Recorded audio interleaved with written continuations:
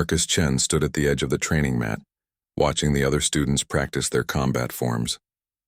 The Galactic Combat Academy's main hall stretched out before him like a cathedral of violence, its crystalline walls reflecting the movements of dozens of alien species as they sparred and trained.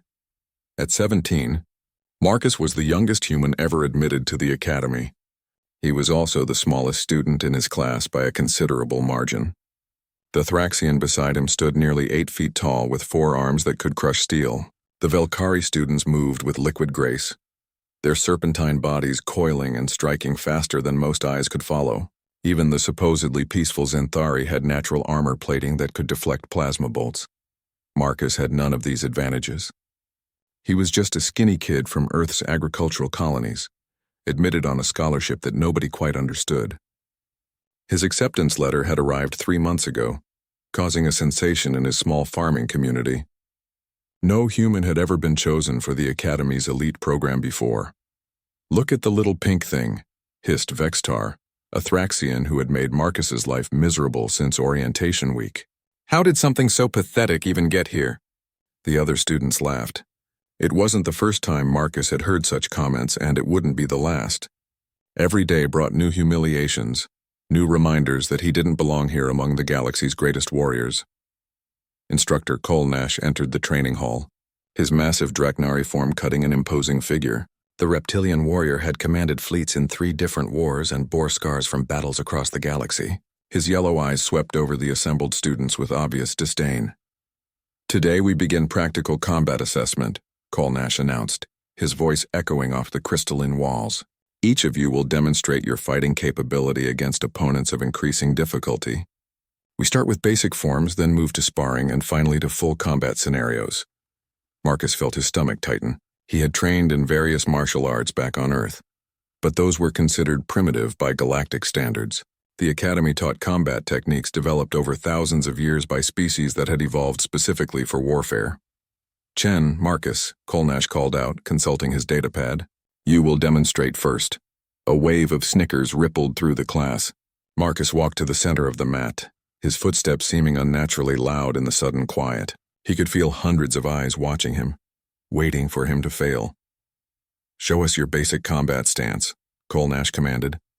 Marcus dropped into a fighting position, feet shoulder-width apart, hands raised in a guard position. It was a simple stance he had learned in his small town's community center back on Earth. The laughter that erupted was immediate and harsh. Several students doubled over, unable to contain their mirth at what they saw as a comically inadequate fighting posture. "What is that supposed to be?" Vextar called out. "A dance from your primitive world?" Even some of the instructors were smiling. Marcus could see them exchanging glances, probably wondering how this pathetic human had ever been accepted into their program. Kolnash raised a clawed hand for silence. "Enough. Chen, show us your striking techniques." Marcus began a series of punches and kicks, demonstrating the forms he had practiced for years. Each movement was precise and controlled, but he could see the disappointment in Kolnash's expression. Compared to the elaborate combat techniques of other species, his movements looked simple and unrefined. "Adequate for a primitive species," Kolnash said finally. "Now we move to sparring. Zephyr, you will face the human." Zephyr was a Velkari female, her scaled body gleaming under the training hall's lights. She moved with the fluid grace of her species, every muscle perfectly coordinated. She had never lost a sparring match since arriving at the academy. "This will be over quickly," she said, her forked tongue flicking out as she spoke. "Try not to embarrass yourself too badly, human." Marcus took his position across from her, ignoring the jeers and catcalls from the watching students. He had faced this kind of ridicule before, back on Earth when city kids visited the agricultural colonies. They always thought farmers' children were slow and stupid, until they learned otherwise. "Combat will continue until one opponent yields or is incapacitated," Kolnash announced. "Begin." Zephyr struck immediately, her body uncoiling like a spring. Her movement was so fast it created a small sonic boom in the training hall's atmosphere. Most opponents would never see the attack coming. Marcus saw it perfectly. Time seemed to slow as his mind processed the incoming threat. Years of dodging farm equipment, avoiding angry livestock, and playing in environments where a moment's inattention could mean serious injury had honed his reflexes to an impossible edge. What looked like superhuman speed to other species was merely very fast to someone who had grown up on an agricultural colony. He stepped aside at the last possible moment, his movement so subtle that most watchers thought he had simply been lucky.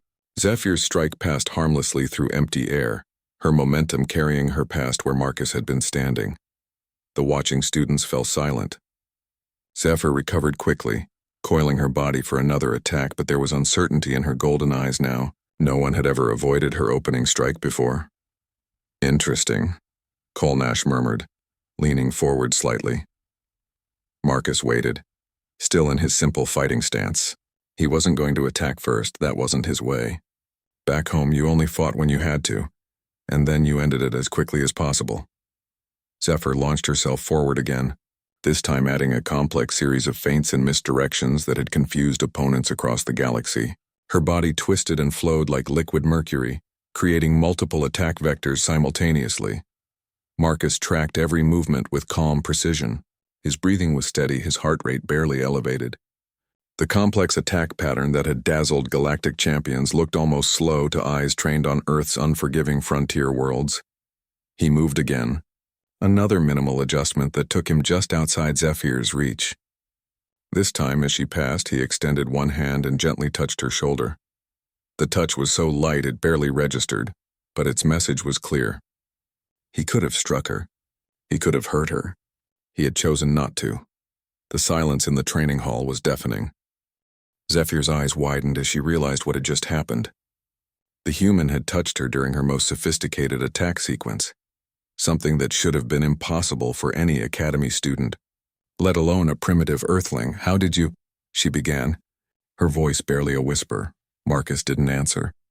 He simply returned to his basic fighting stance, waiting for her next move. Around them, the watching students shifted uncomfortably. The easy entertainment they had expected was turning into something else entirely. Vextar's forearms flexed nervously. "Lucky dodge," he called out, but his voice lacked its earlier confidence. "She's just playing with the human." But Instructor Kolnash wasn't fooled. His reptilian features had hardened into intense concentration as he watched the young human. In his centuries of experience, he had seen many different fighting styles, many different approaches to combat. What he was witnessing now was something new. Zephyr attacked again, this time abandoning her flowing movements for a direct assault. She launched herself through the air, claws extended, moving fast enough to break the sound barrier. It was a killing strike, one that would have ended most fights instantly. Marcus stepped forward. The movement was so unexpected that several instructors gasped. Instead of backing away from the deadly attack, the human had moved closer to danger. His timing was perfect. He arrived inside Zephyr's reach just as her claws swept through the space where his head had been. His hand shot out, fingers extending to touch two specific points on Zephyr's torso. The touches were gentle, almost caressing, but they hit nerve clusters that instantly paralyzed her voluntary muscle control. She collapsed to the mat, conscious but unable to move. The silence that followed was profound. Every being in the training hall stared at Marcus in shock. What he had just done was impossible by every standard they knew. "Pressure point manipulation," breathed Dr. Yathara, the Academy's Zenthari medical instructor. "But that's theoretical knowledge only. No one has successfully applied it in combat for over 3 centuries. Marcus knelt beside Zephyr, his hands moving to different points on her body. Within seconds, feeling began to return to her limbs. She sat up slowly, staring at him with a mixture of awe and confusion. "How?" she asked simply. "You telegraph your attacks," Marcus explained in his quiet voice. "All of you do. You rely on speed and strength, but you forget about efficiency." Kolnash stepped forward, his massive frame casting a shadow over the mat. "Explain what you mean by efficiency, human." Marcus stood facing the towering instructor without fear. "On my world, we have animals called cats. Small creatures much smaller than the prey they hunt, but they're perfect killers because they don't waste motion. Every movement has purpose. They wait, they observe, then they strike once." "Earth techniques are primitive," protested another instructor, a multi-armed hegemony warrior named Crixoth. "Your species has no natural weapons, no enhanced reflexes, no specialized combat adaptations." "That's exactly the point," Marcus said. "We had to learn differently. We had to become efficient because we had nothing else. Vextar stepped forward onto the mat, all four of his massive arms flexing. Enough talk. If the human thinks he's so clever, let him face real strength. The Thraxian was twice Marcus's size and probably 10 times stronger. His species had evolved on a high-gravity world where only the most powerful survived. A single blow from any of his 4 fists could shatter stone. Vextar, Kolnash warned, control your strength.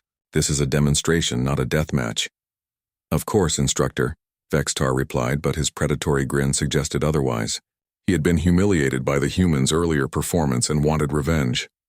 Marcus took his position across from the giant alien. The size difference was ridiculous. Vextar looked like an adult facing a child. But Marcus had grown up around machinery and livestock that could easily kill him. Size had never impressed him much. Begin, Kolnash commanded.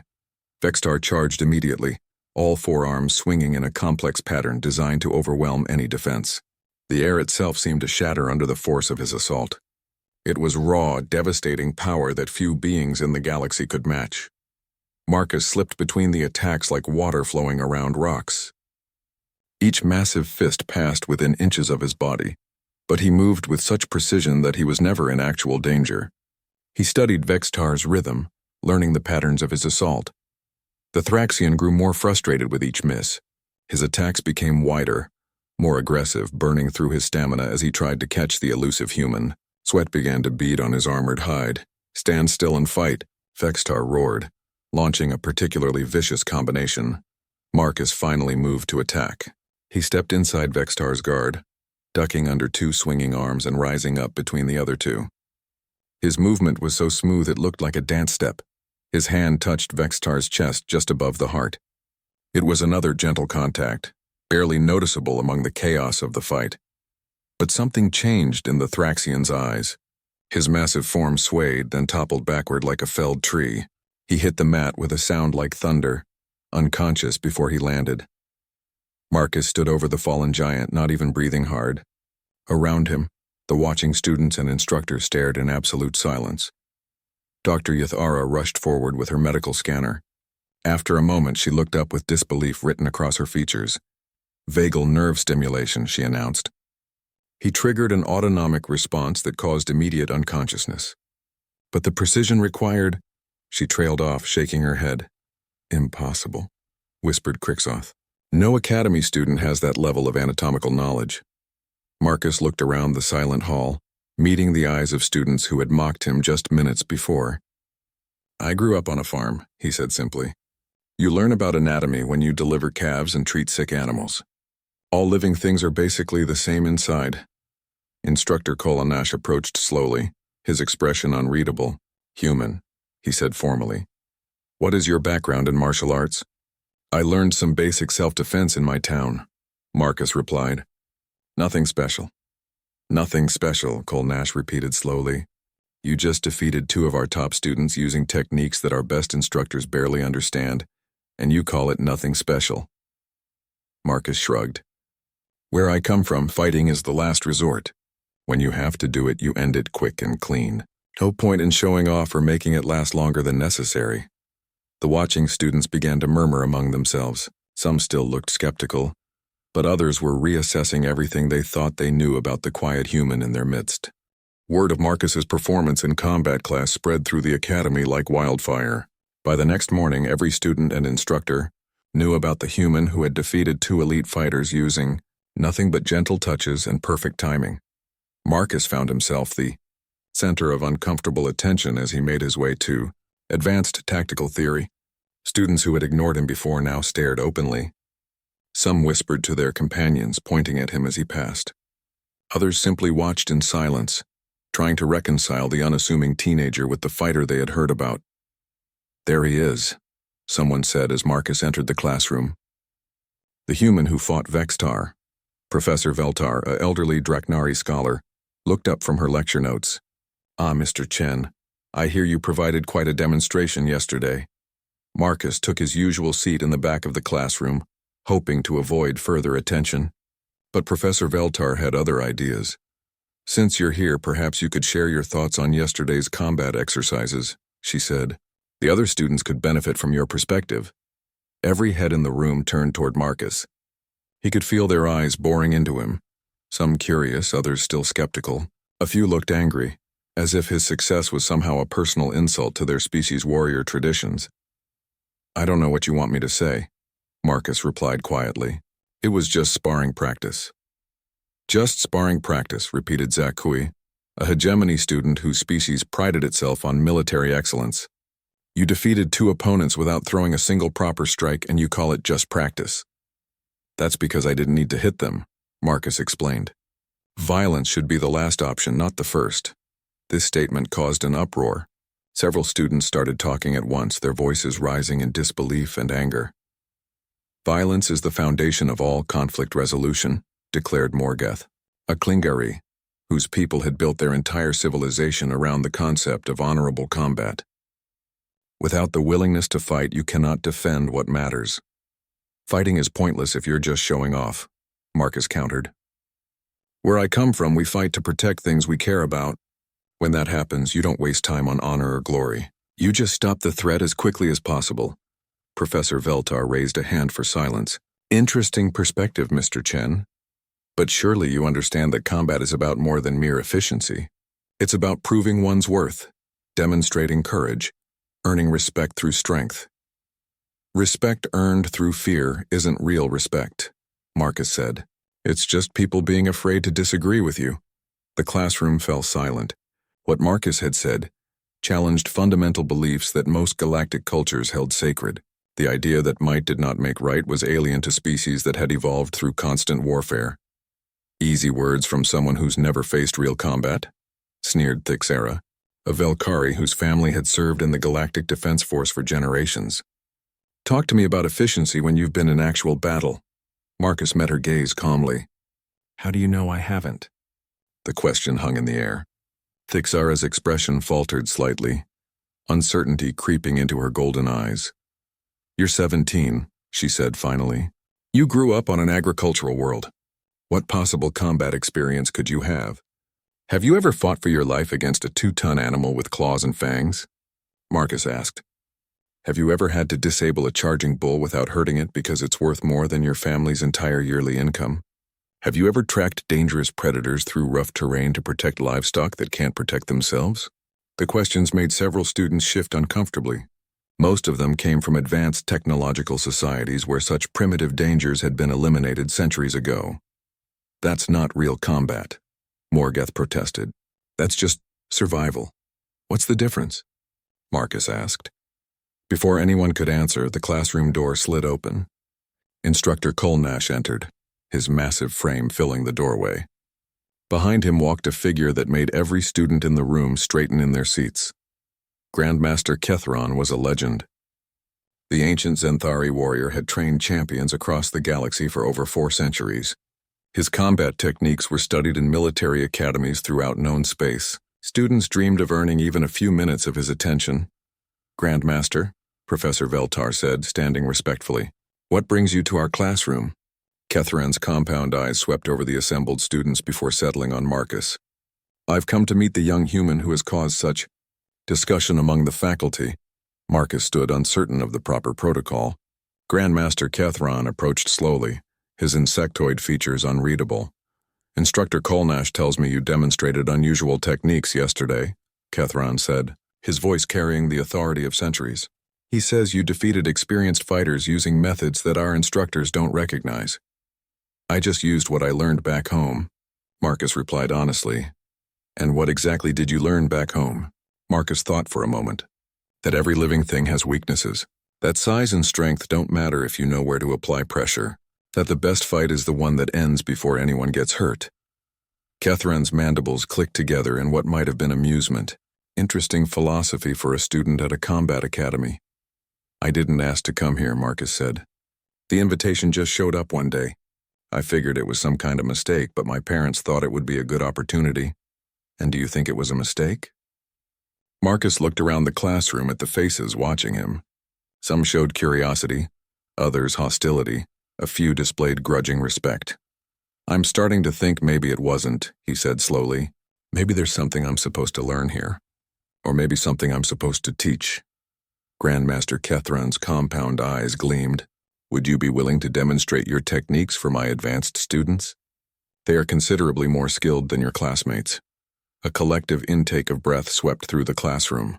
The Grand Master's advanced students were the elite of the elite, beings who would go on to command fleets and lead armies.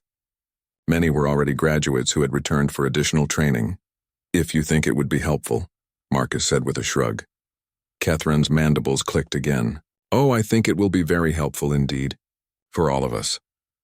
As the Grand Master and Instructor Kolnash left the classroom, the students erupted in excited chatter, but Marcus just sat quietly, wondering what he was getting himself into. Outside the window, the Academy's training grounds stretched away toward the horizon. Somewhere out there, elite warriors were practicing techniques that had been perfected over millennia, and soon, he would be facing them with nothing but the lessons he had learned on a small farm on a backwater world. He hoped his father's advice about dealing with difficult livestock would prove more useful than he had ever imagined. The Grand Master's private training facility was unlike anything Marcus had ever seen. Located in the Academy's highest tower, it featured gravity controls, environmental simulators, and combat equipment from dozens of different worlds. Holographic displays showed tactical scenarios from famous battles throughout galactic history. But what captured Marcus's attention was the group of beings waiting for him in the center of the room. These were Catherine's advanced students, and they looked like they had stepped out of legend. There was Korthak, a massive hegemony general whose battle strategies were taught in military academies across 3 sectors. Beside him stood Silaria, a Velkari assassin whose speed was said to be faster than thought itself. In the corner, seemingly asleep but radiating quiet menace, was Dran, a Klingari berserker who had never been defeated in single combat. Impressive gathering, Instructor Kolnash murmured to Marcus as they entered. Any one of these beings could conquer a small planet. Marcus nodded, but inwardly he was thinking of home. His father had always said that the bigger the animal, the more predictable it was. Bulls might be dangerous, but they always charged straight ahead. It was the smaller, cleverer creatures you had to watch. Grandmaster Kethran gestured for silence as more observers filed into the chamber.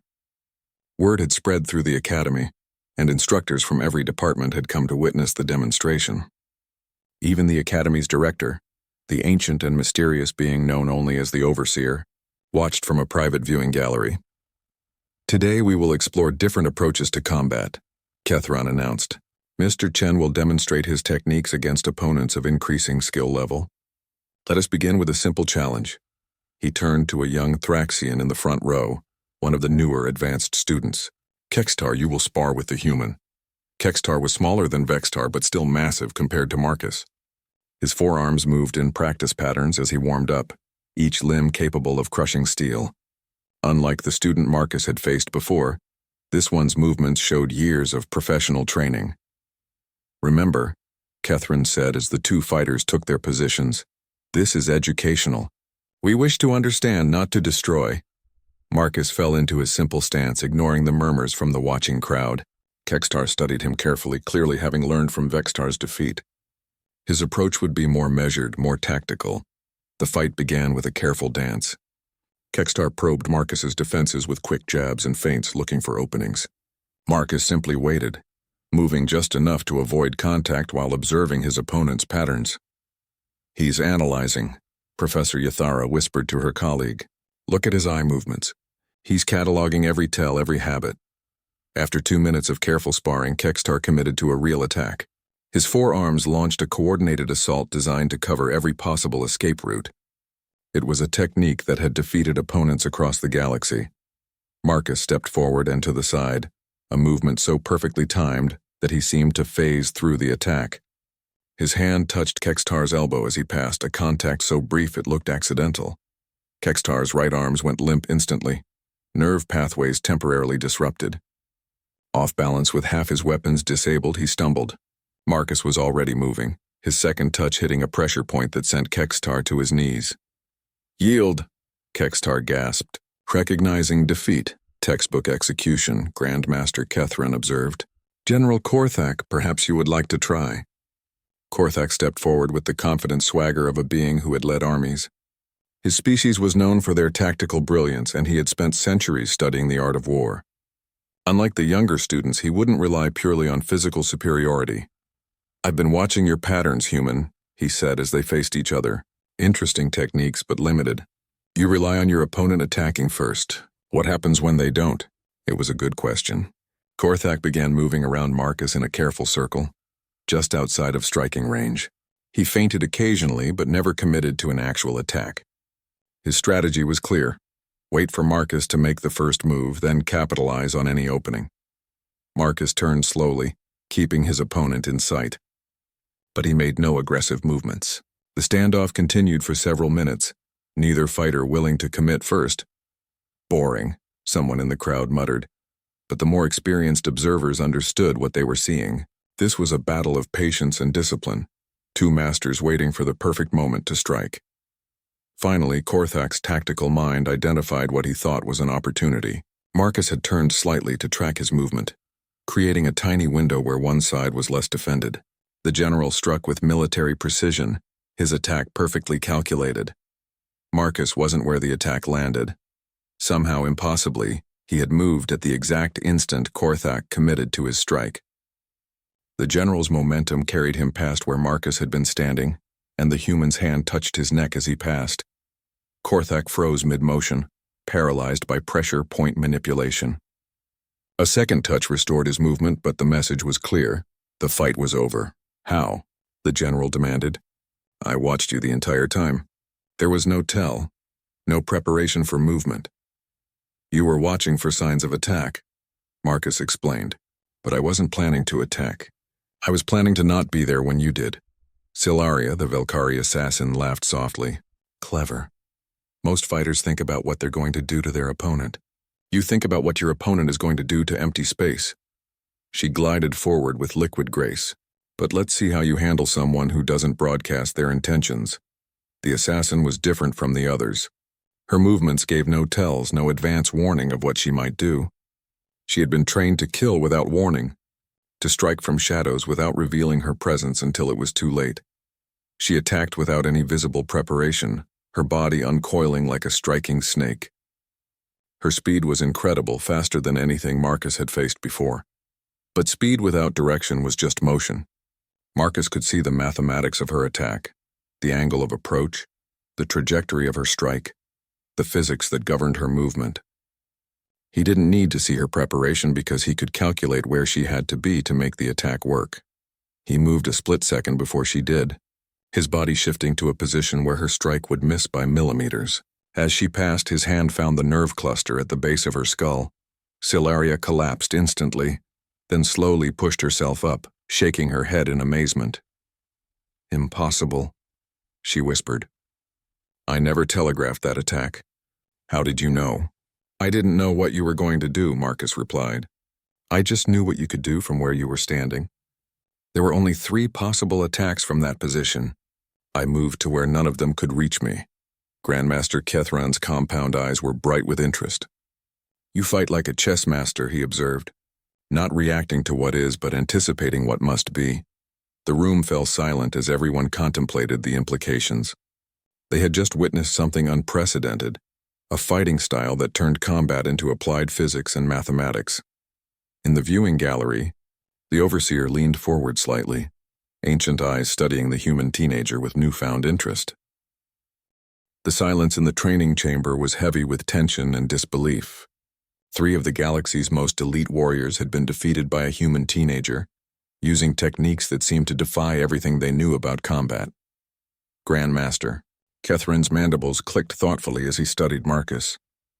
"One final test," he announced. "Dron, if you would be so kind." A collective intake of breath swept through the watching crowd. Dron was not just another advanced student, he was a legend. The massive Klingari berserker had fought in the border wars, single-handedly held the pass at Vega Prime, and defeated champions from every major species in the galaxy. In 3 centuries of combat, he had never been beaten. Dron rose slowly from his meditative position, unfolding to his full 8-foot height. His scarred hide told the story of countless battles, and his tusked face bore the ritual markings of a warrior who had transcended ordinary combat to become something approaching a force of nature. "The child has skill," Dron rumbled, his voice like distant thunder. But skill means nothing against pure will. Unlike the others, Dron didn't study Marcus or try to analyze his techniques. The Berserker's approach to combat was fundamentally different. He simply overwhelmed opponents through sheer determination and an absolute refusal to yield. His style had no techniques to analyze because it wasn't really a style at all. It was controlled fury given physical form. Marcus felt a chill as Dron's eyes met his. This wasn't like the other fights. The pressure point techniques that had worked so well against the others would be useless against a berserker who could ignore pain and continue fighting with severed limbs. "Begin when ready," Grandmaster Kethron announced. Dron didn't attack immediately. Instead, he began to move in a slow circle around Marcus, his eyes never leaving the human's face. With each step, his breathing grew deeper, more rhythmic. The air around him seemed to thicken with barely contained violence. Marcus had seen this before, though not in another person. Back home, there were predators that entered a kind of trance state before attacking, a focused calm that made them incredibly dangerous. His father had taught him to recognize the signs and get away before the animal fully committed to its hunt. But there was nowhere to run here. Dron's breathing reached its peak rhythm, and Marcus knew the attack was coming. But when it came, it wasn't like anything he had faced before. The berserker didn't use technique or strategy. He simply erupted into motion, covering the distance between them in a single bound that shook the floor of the chamber. His massive fists swung in wide, devastating arcs that could have punched through armored walls.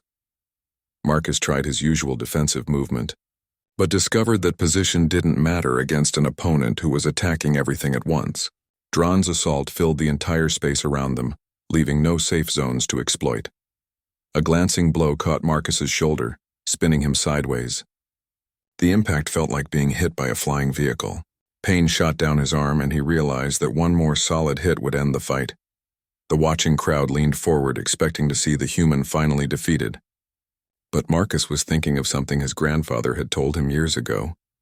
Advice about dealing with the most dangerous animal on their farm. Sometimes, the old man had said, you can't avoid the storm. When that happens, you don't fight it. You become part of it. Instead of trying to escape Dron's next attack, Marcus moved toward it, not to intercept or redirect, but to flow with it. As the berserker's massive fist swept toward his head, Marcus ducked and stepped forward, letting the attack pass over him while bringing him closer to his opponent. Dron's eyes widened in surprise. No one had ever moved toward him during a berserker assault before. The unexpected maneuver threw off his rhythm for just a moment. That moment was enough.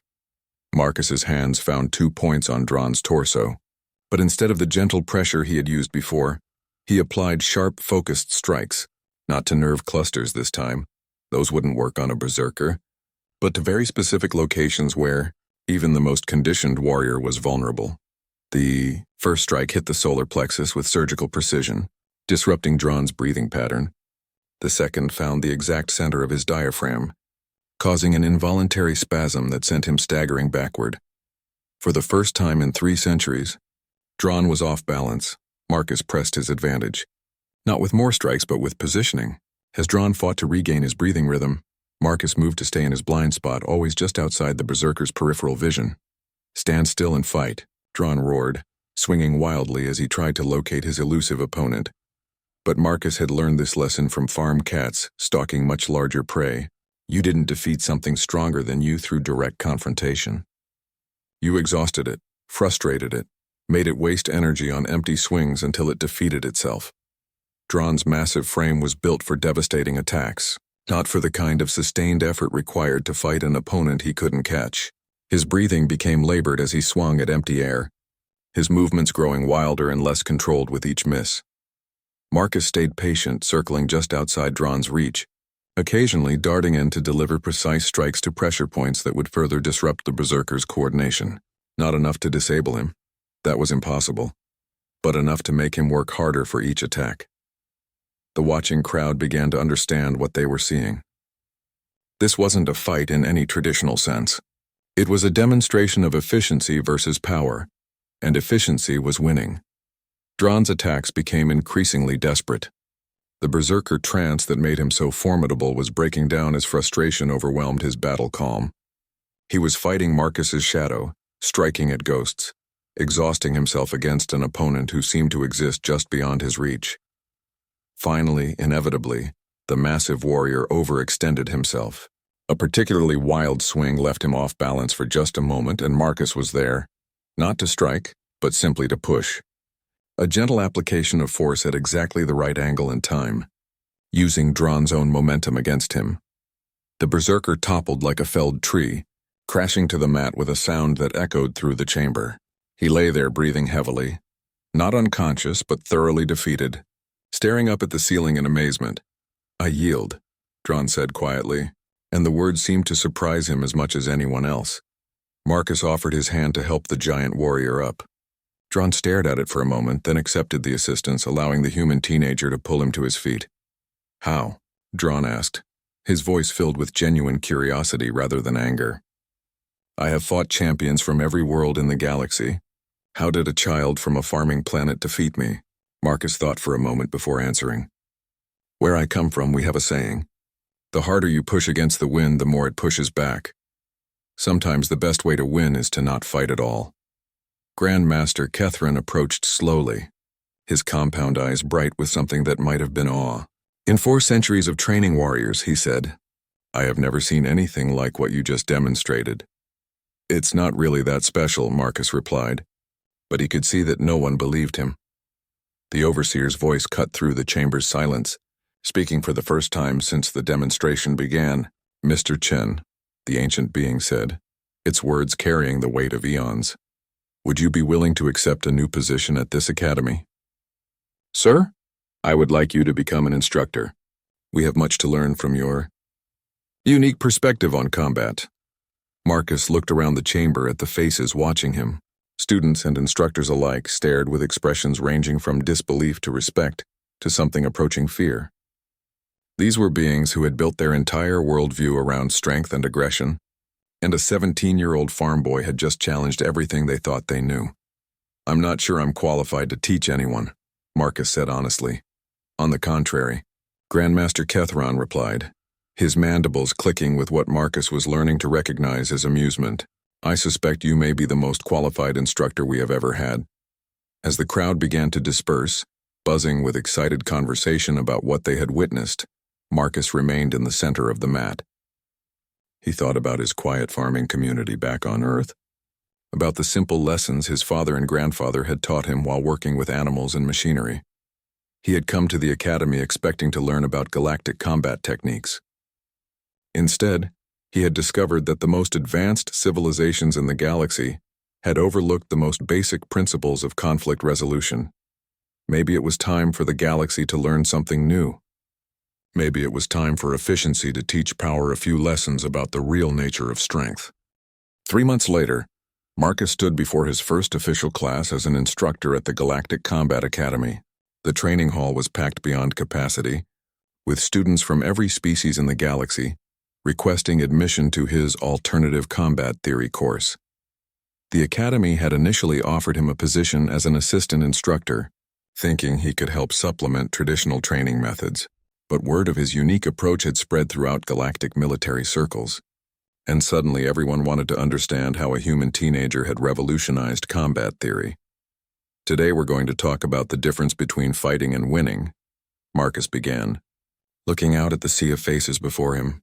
Some were eager, others skeptical, but all were paying attention.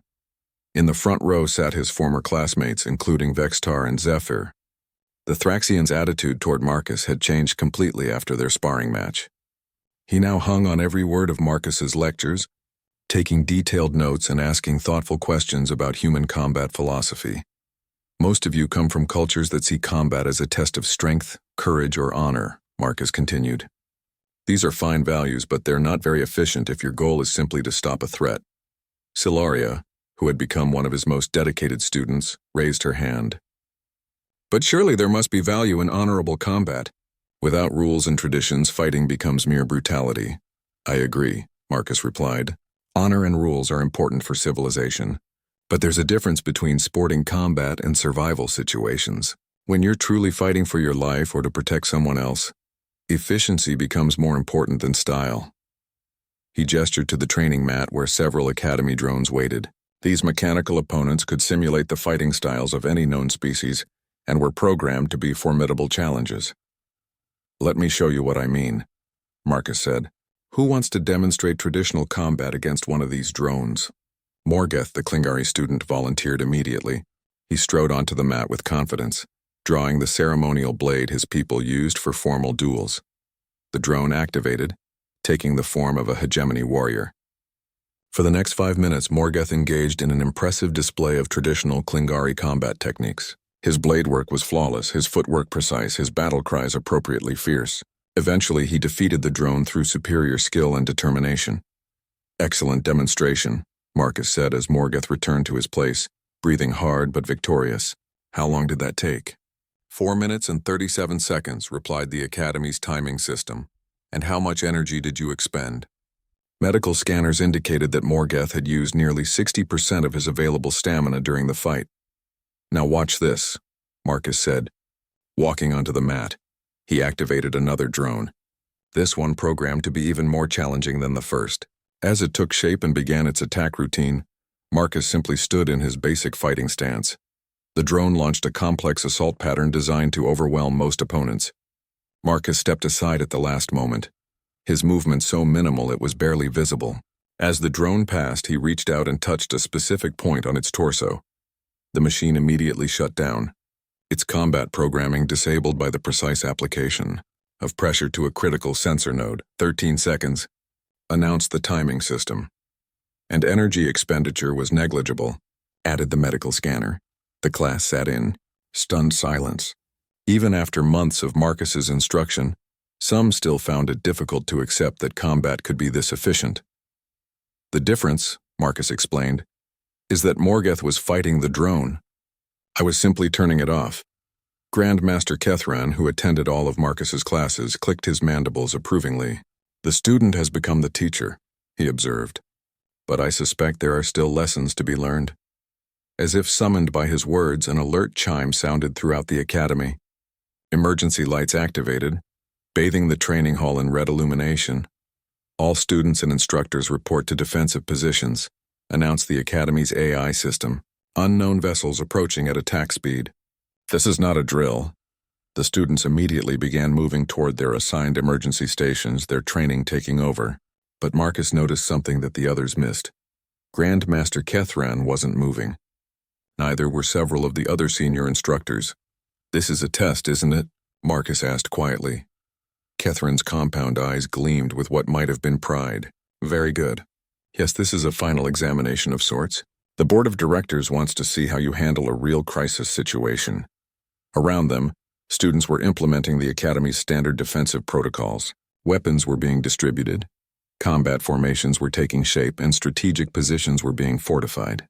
Everything was done with military precision and efficiency. But Marcus was thinking about his grandfather again, about the time raiders had come to their farming colony.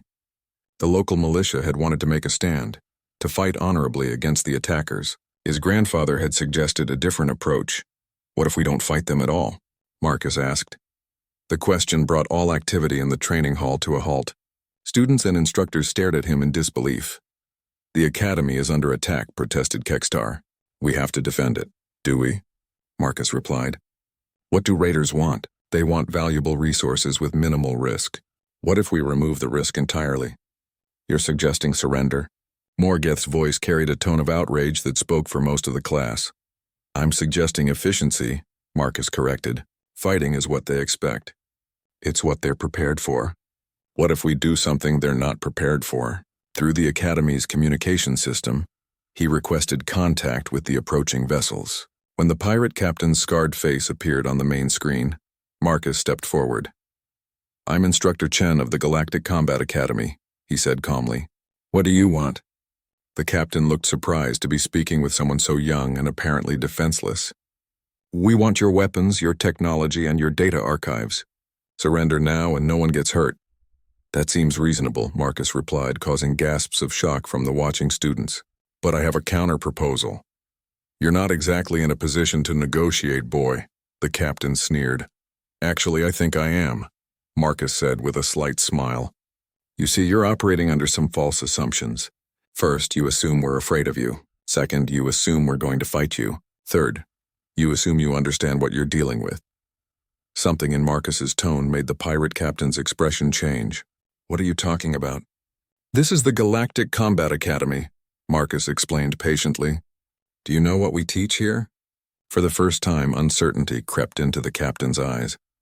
We teach the most advanced combat techniques in known space, Marcus continued.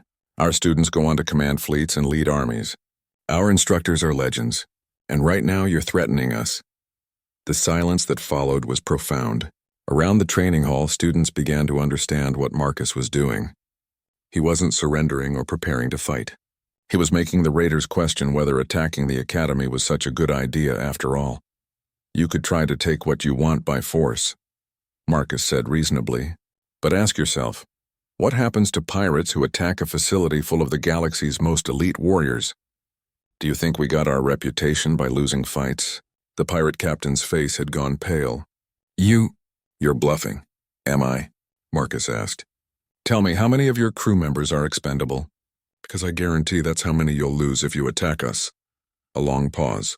Then, we'll find easier targets. Wise choice, Marcus said as the pirate ships changed course and disappeared into hyperspace.